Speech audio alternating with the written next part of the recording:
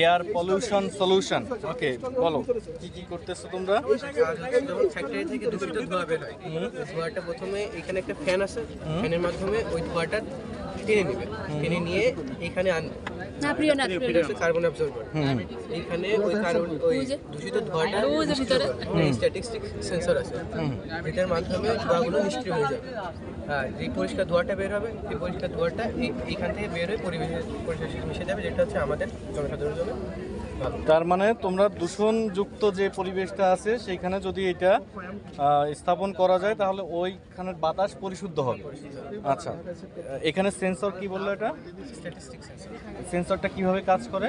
Statistic sensor হচ্ছে ওই যে ইলেকট্রন থাকে, হ্যাঁ, ইলেকট্রন থেকে যে কার্বনগুলো আসে, হ্যাঁ, ওই কার্বনগুলো আসে নিষ্ক্রিয় হয়, হ্যাঁ, ইলেকট্রনগুলো, হ্যাঁ, হ্যাঁ। ওই কার্বনটা নিষ্ক্রিয় হওয়ার পরে যে মানে যে কার্বনেও তো নিজস্ব ইলেকট্রন থাকে। ওই ইলেকট্রন থেকে যখন আয়নিক বন্ধন তৈরি করার কারণে তখন কার্বনটা নিষ্ক্রিয় হয়ে যায়, তখন ওইটা নিষ্ক্রিয় হয়ে কি কেমিক্যাল তৈরি হবে বলো? আমি সায়েন্সের স্টুডেন্ট, বলো। কার্বনটা হয়ে কি হবে?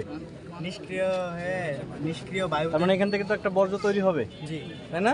সলিড কার্বন তৈরি হবে, জি, আর অক্সিজেন বের হবে, জি। মানে আরো, মানে তোমার হোমওয়ার্ক দরকার ছিল। আর কি এটা?